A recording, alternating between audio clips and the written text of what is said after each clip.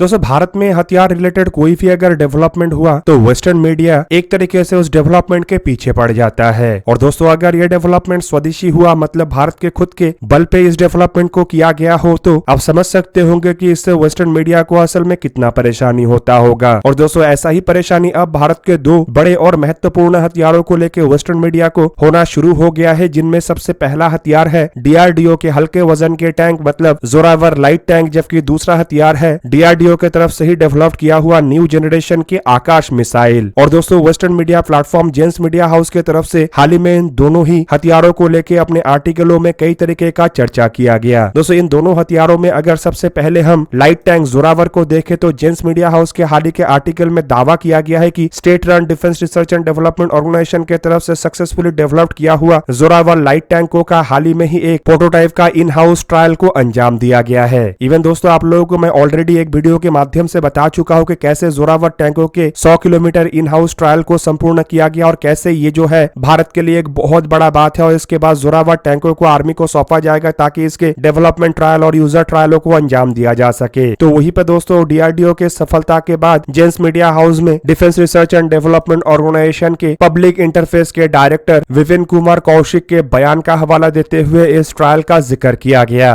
और दोस्तों मिस्टर कौशिक के बयान का हवाला देते हुए जेंस मीडिया हाउस की तरफ से यह भी दावा किया गया है कि असल में डीआरडीओ के तरफ से इंटरनली जोरावर टैंकों के डेवलपमेंट ट्रायल को शुरू कर दिया गया है और इन ट्रायलों को कुछ महीने तक अंजाम देने के बाद साल 2024 के अंत तक या साल 2025 के शुरुआती समय तक डीआरडीओ के तरफ से इन टैंकों को इंडियन आर्मी को डेवलपमेंट ट्रायल के लिए सौंपा जाएगा। इवन उनके तरफ से अपने बयान में यह भी बताया गया है कि ये जो लाइट टैंक जोरावर है इसे असल में डीआरडीओ के तरफ से साल 2024 में आयोजित होने वाला डिफेंस एक्सपो एग्जीबिशन के दरमियान ही पब्लिक के सामने अनवेल किया जाएगा। हालांकि दोस्तों ये एक्सपो तो इसी साल आयोजित होने वाला है, लेकिन इस एक्सपो के एग्जैक्ट टाइमिंग के बारे में अब तक कोई पब्लिकली जानकारी नहीं है। लेकिन हर साल जिस तरीके से साल के शुरुआती समय में एक्सपो को आयोजित किया जाता है, माना जा रहा है कि इस साल भी शायद उसी दरमियान आयोजित किया जाए। अब आप लोगों को पता ही होगा कि डीआरडीओ के तरफ से जो लाइट टैंक जोरावर है इसका डेवलपमेंट असल में एल&टी कंपनी के साथ मिलकर किया गया है और एल&टी कंपनी फिलहाल इन टैंकों के डेवलपमेंट कम प्रोडक्शन पार्टनर है। और रिपोर्ट के मुताबिक इंडियन आर्मी की तरफ से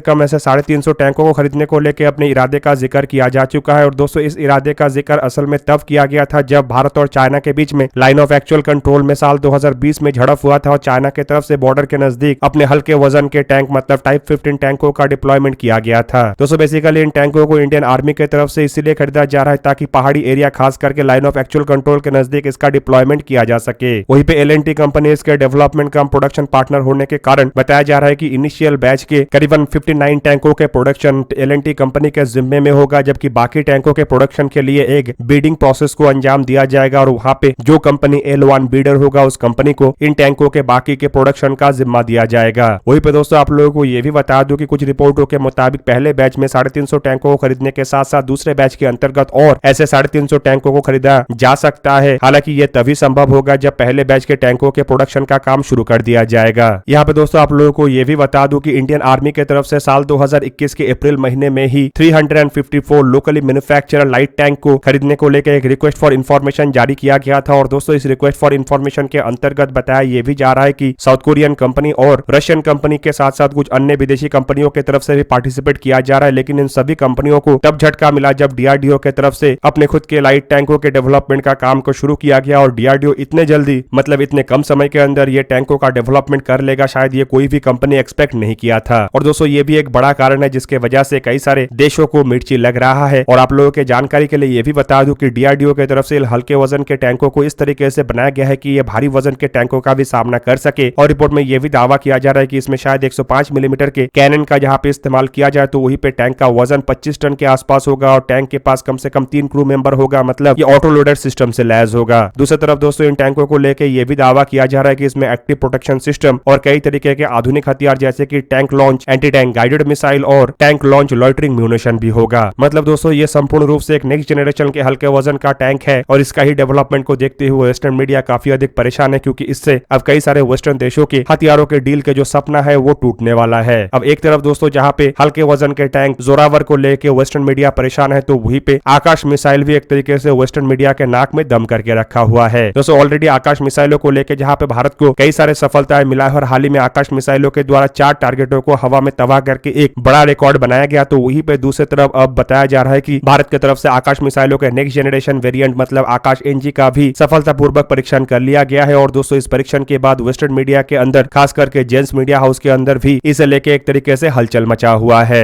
जेन्स मीडिया हाउस के एक आर्टिकल में मिनिस्ट्री ऑफ डिफेंस के एक प्रेस रिलीज का हवाला देते हुए दावा किया गया है कि defence research and development organisation के तरफ से जनवरी महीने के मध्य में Akash surface to air missile के नेक्स्ट जनरेशन वर्जन मतलब आकाश एनजी मिसाइल का एक सफलतापूर्वक परीक्षण को उड़ीसा कोस्ट में स्थित इंटीग्रेटेड टेस्ट रेंज से अंजाम दिया गया है। अब दोस्तों इंडियन मीडिया में तो इसे लेके काफी पहले ही खबर आ चुका था, लेकिन वेस्टर्न मीडिया को शायद इसके बारे में भनक कुछ समय बाद लगा होगा, या फिर शायद वेस्टर्न मीडिया ये समझ नहीं पाया होगा कि ये आकाश मिसाइल असल में कितना खतरनाक और कितना एडवांस तरीन मिसाइल है। और इसीलिए कुछ ही दिन के बाद इसे लेके वेस्टर्न मीडिया के अंदर हलचल शुरू हुआ। जेन्स मीडिया हाउस के अपने आर्टिकल में मिनिस्ट्री ऑफ डिफेंस का हवाला देते हुए यह भी दावा किया गया है कि असल में इस परीक्षण के दरमियान दूसरी तरफ मतलब टारगेट के रूप में एक हाई स्पीड एरियल टारगेट का इस्तेमाल किया गया था जो काफी लो ऑल्टीट्यूड में उड़ान भर रहा था। और मिनिस्ट्री ऑफ डिफेंस की तरफ से अपने बयान में यह भी बताया गया है कि खाली मिसाइल के द्वारा खाली उस लो ऑल्टीट्यूड हाई स्पीड टारगेट को ही ट्रैक नहीं किया गया, बल्कि सफलतापूर्वक उसे एंगेज करके हवा में ही न्यूट्रलाइज कर दिया गया। और दोस्तों इस टेस्ट के साथ केवल मात्र मिसाइल को ही जांचा नहीं गया, बल्कि मिसाइल के साथ कंप्लीट सिस्टम को जांचा गया है, जिनमें भारत की तरफ से इंडिजीनियसली डेवलप किया हुआ एक रेडियो फ्रीक्वेंसी सीकर के साथ साथ लॉन्चर, मल्टीफंक्शनल रडार और command control and communication system भी शामिल था। इवन दोस्तों इस टेस्ट को बारीकी से रिकॉर्ड करने के लिए इंटीग्रेटेड टेस्ट रेंज के अलग अलग जगहों में कई तरीके के सेंसर्स, कई तरीके के electronic equipment, radar, telemetry systems का डिप्लॉयमेंट किया गया था, ताकि मिसाइल टेस्ट के एक एक डेटा को कलेक्ट किया जा सके और बाद में उस डेटा को एनालाइज करते हुए मिसाइल के हर एक बिहेवियर को जांचा जा सके। हालांकि मिनिस्ट्री ऑफ डिफेंस की तरफ से मिसाइल के टेस्ट के तुरंत बाद ही अपने प्रेस रिलीज में कह दिया गया था कि मिसाइल का जो परीक्षण था वो केवल सफल ही नहीं है, बल्कि जो पैरामीटर सेट किया गया था उन सभी पैरामीटरों को कंप्लीट करते हुए मिसाइल ने सफलतापूर्वक टारगेट को एंगेज किया है। अब दोस्तों आकाश एनजी मिसाइल असल में अपने आप में इसलिए भी खास है क्योंकि ये जो मिसाइल है ये फिलहाल इंडियन आर्म फोर्सेस में इस्तेमाल होने वाले आकाश मिसाइलों के मुकाबले में टेक्नोलॉजिकली भी एडवांस है और रेंज के मामले में भी आगे है। रिपोर्ट के मुताबिक पहले के जो आकाश मिसाइल था वो करीबन 30 किलोमीटर दूर तक टारगेटों को एंगेज करने में जहां पे सक्षम था, तो वहीं पे आकाश एनजी करीब 70 किलोमीटर दूर तक टारगेटों को एंगेज करने में सक्षम है। अब दोस्तों जेन्स मीडिया हाउस की तरफ से आकाश मिसाइलों को लेके मतलब आकाश एनजी मिसाइलों को लेके और भी कई तरीके का जानकारी दिया गया, जिसके मुताबिक इन मिसाइलों को लेकर डेवलपमेंट का अप्रूवल साल 2016 में ही defence research and development organisation को मिल चुका था और इस डेवलपमेंट को लेकर करीब 5 बिलियन रुपए या फिर कहे तो $60.3 मिलियन